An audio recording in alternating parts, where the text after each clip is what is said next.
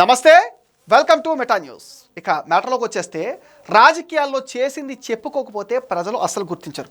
కొంతమంది చేసేది గోరంతా, చెప్పుకునేది మాత్రం కొండంతా అన్న రీతిలో ఉంటుంది. పెద్దగా ఏం చేయకపోయినా ఏదో చేసినట్టుగా బిల్డప్ ఇచ్చేస్తూ ఉంటారు. కానీ ఏపీలో కూటమి ప్రభుత్వం తాము చేస్తున్న పనుల గురించి, పథకాల వల్ల ప్రజలు పొందుతున్న లబ్ధి గురించి సమర్థవంతంగా ప్రచారం చేసుకోలేకపోతుంది. ఇటీవల కూటమి ప్రభుత్వం జిల్లాల పునర్విభజన పైన ఎంతో కసరత్తు చేసింది. ఆంధ్రప్రదేశ్లో కొత్తగా మార్కాపురం, మదనపల్లె, రంపచోడవరం కేంద్రంగా పోలవరం జిల్లాలు ఏర్పాటు చేయనుంది. దీంతో రాష్ట్రంలో జిల్లాల సంఖ్య 26 నుంచి 29కి పెరగనుంది. కొత్తగా 5 రెవెన్యూ డివిజన్లు, 1 మండలం ఏర్పాటుకు సీఎం చంద్రబాబు నిర్ణయం తీసుకున్నారు. కొత్తగా ఏర్పాటయ్యే మదనపల్లి జిల్లా కోసం టీడీపీ నేతలు ఎన్నో ప్రయత్నాలు చేశారు. మదనపల్లి జిల్లా ఏర్పాటు చేస్తామని ఎన్నికలకు ముందు టీడీపీ అధినేత చంద్రబాబు నాయుడు హామీ ఇచ్చారు. ఆ హామీని ఇప్పుడు నెరవేర్చారు.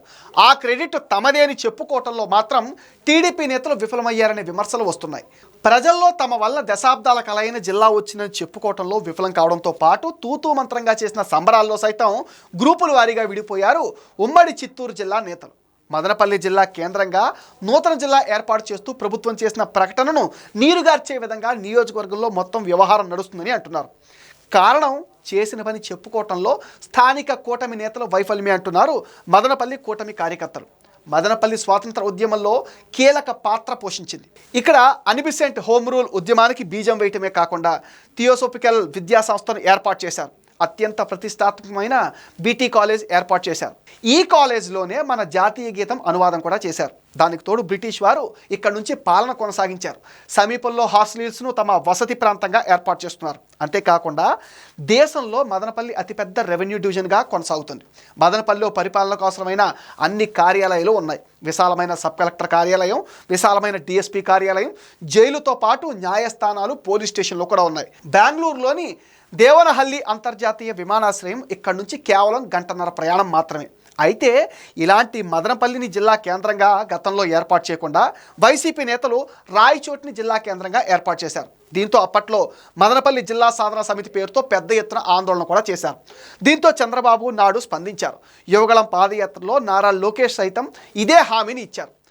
తర్వాత తమ హామీని నెరవేర్చారు. కానీ హామీ నెరవేర్చినప్పటికీ ప్రజల్లో ఎందుకు స్థానిక నేతలు చెప్పుకోలేకపోతున్నారో కేడర్కి అర్థం కావటం లేదు అంటున్నారు. కూటమి ప్రభుత్వంలో మదనపల్లి జిల్లా కేంద్రంగా 4 నియోజకవర్గాలతో నియోజకవర్గాన్ని ఏర్పాటు చేశారు. మదనపల్లి, తంబానపల్లి, పీలేరు, పొంగునూరు నియోజకవర్గాలను కలిపి నియోజకవర్గాన్ని ఏర్పాటు చేశారు. ఇందులో నూతనంగా పీలేరు రెవెన్యూ డివిజన్ ఏర్పాటు చేశారు. పొంగునూరు నియోజకవర్గంలోని 6 మండలాల్లో గతంలో 4 పలమనేరు, 2 చిత్తూరులో ఉండేవి.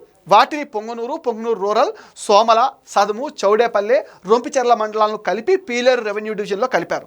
పులిచెర్లను మాత్రం చిత్తూరు రెవెన్యూ డివిజన్లో ఉంచారు. పొంగునూరును చిత్తూరు జిల్లా నుంచి మదనపల్లిలో కలిపారు. మొత్తం మీద 11,05,000 మంది జనాభాతో 21 మండలాలు కలిపి జిల్లాను ఏర్పాటు చేశారు.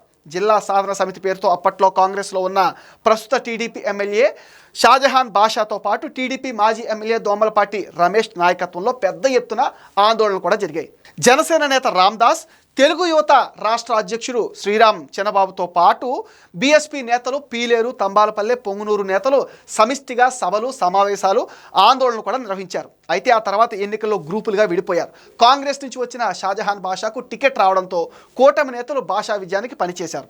దీంతో మదనపల్లిలో గ్రూప్ రాజకీయాలు ఊపందుకున్నాయి.